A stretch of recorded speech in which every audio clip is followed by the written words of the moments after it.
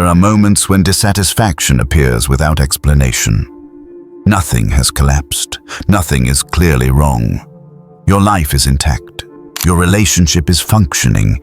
Your work is steady, and yet something feels off. The discomfort doesn't announce itself as a problem. It arrives as a feeling you can't quite place.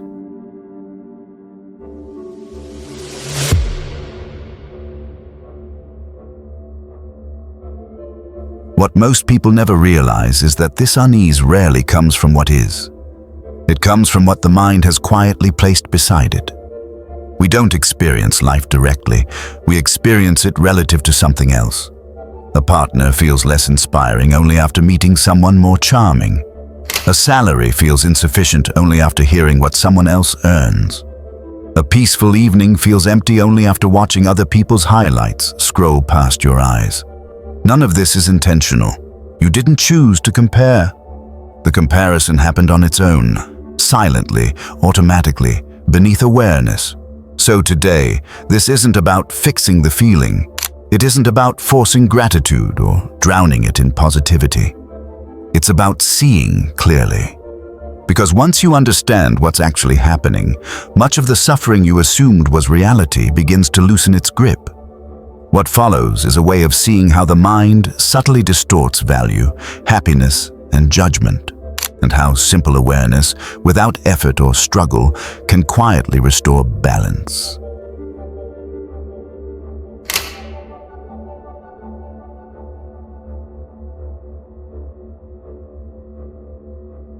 At first, it seems personal.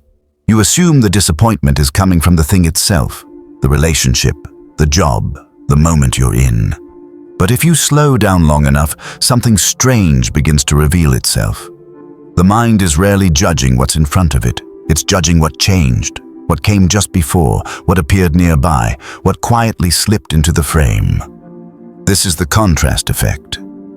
It's the mind's tendency to evaluate everything not on its own merits, but against whatever it happens to be placed beside. The brain doesn't ask, "What is this worth?" It asks, "How is this different?" That's why warm water feels hot only after your hands were cold. Why something perfectly adequate feels disappointing after something exceptional. Why calm can suddenly feel dull, but only if it follows intensity. Curiously, none of this is a malfunction. This way of judging didn't evolve to make you happy. It evolved to keep you alive. For most of human history, noticing contrast meant survival. A sudden change in the environment could signal danger.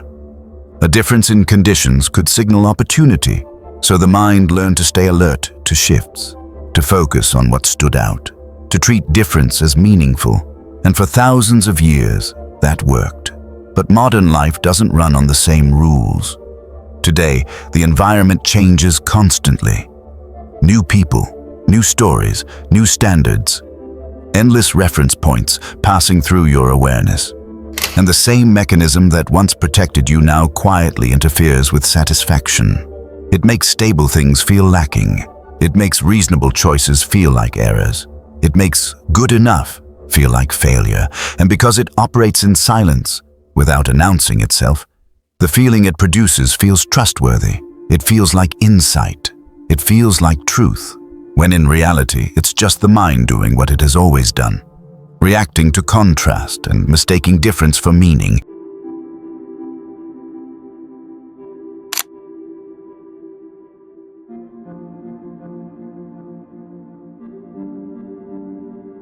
It often begins without conflict. In a relationship, someone can feel genuinely content for years, not euphoric, not consumed, just steady, secure, present.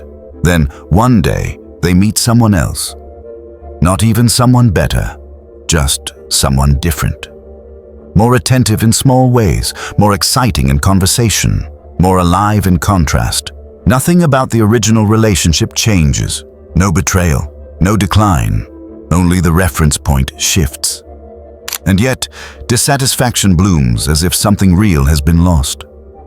The same pattern quietly shapes identity. A person can feel confident, comfortable in their own skin, until they stand next to someone more accomplished, more admired, more visible. The comparison is instant. Suddenly, their own life feels smaller, not because it is, but because something larger is standing nearby. Nothing was taken from them, nothing diminished. Still, the feeling insists otherwise. Regret works the same way. We look back at a past decision and compare it to a version of life that never existed. Not reality, imagination. The mind places what is beside a fantasy of what might have been, then calls the pain that follows wisdom.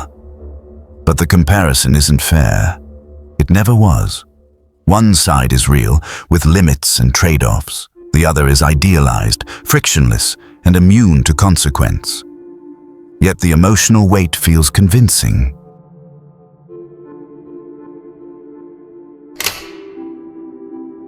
Work provides another mirror. A stable job can feel quietly respectable, until you hear stories of people doing meaningful work. Suddenly, stability feels like stagnation, or a creative career can feel brave and alive, until you encounter someone else's financial security. Now the same choice feels reckless. The job didn't change, the values didn't change. Only the comparison entered the picture. Even peace is not immune. For someone accustomed to emotional intensity, drama becomes the baseline. And once the nervous system adapts to constant stimulation, calm no longer registers as calm, it registers as absence. Stillness gets mislabeled as emptiness. Safety gets mistaken for boredom. Not because peace lacks depth, but because it no longer contrasts sharply enough. This is how the contrast effect operates. It doesn't shout. It doesn't demand. It whispers. This could be better. And because the voice sounds calm, reasonable, even insightful, it's trusted. But the whisper isn't wisdom. It's the mind reacting to what it has placed side by side, and mistaking difference for truth.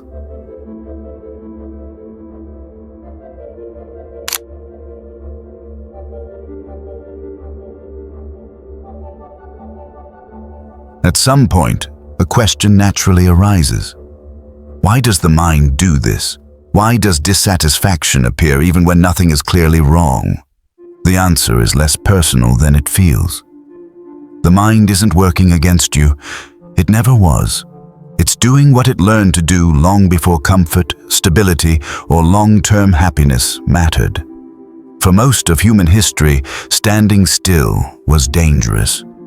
Stagnation meant vulnerability. Those who failed to notice change, failed to adjust, didn't last. So the mind learned to scan for contrast, to highlight differences, to treat what stands out as important. Contrast became a signal, a way to push you forward, to nudge you toward improvement, adaptation, movement. And in the environments we evolved in, that made sense. But something subtle happened as the world changed. The same mechanism remained. But the conditions it evolved for disappeared. Now, novelty is everywhere. Intensity is easy to access. Difference is constant, and the mind begins to misread the signals. It starts confusing novelty with value, intensity with meaning, difference with progress. The result is a quiet illusion. That dissatisfaction means something is wrong, when often nothing is wrong at all.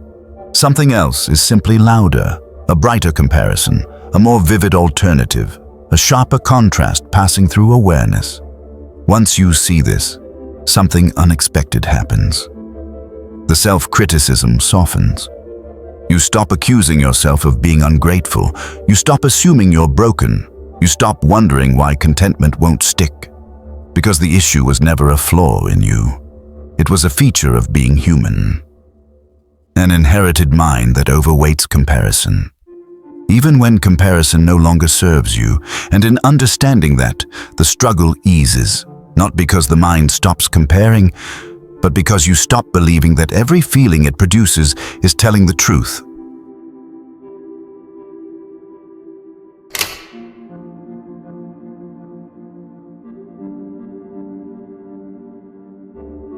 Not tactics, just gentle practices of awareness. First, when dissatisfaction arises, ask, what am I comparing this to? Not what's wrong, but what's the reference point? Second, introduce a pause before interpreting discomfort. Let the feeling exist without explanation. Many emotional conclusions dissolve when they aren't immediately believed. Third, adopt a longer frame.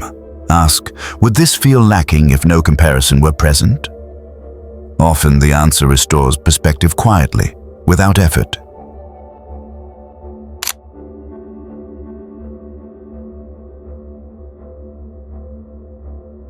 Over years, understanding the contrast effect refines judgment.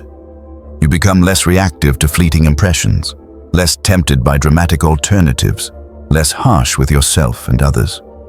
Regret softens because imagined comparisons lose authority. Confidence becomes quieter because it's no longer borrowed from contrast. You start choosing based on substance, not stimulation, and that leads to fewer reversals, fewer identity crises, fewer restless pursuits. Not a louder life, a steadier one.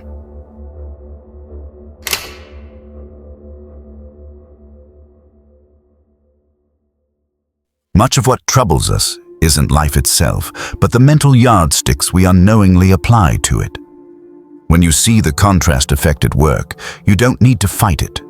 You simply stop mistaking it for truth. And in that recognition, contentment returns, not as excitement, but as quiet alignment with what already is. That kind of clarity doesn't change the world. It changes how heavily the world weighs on you.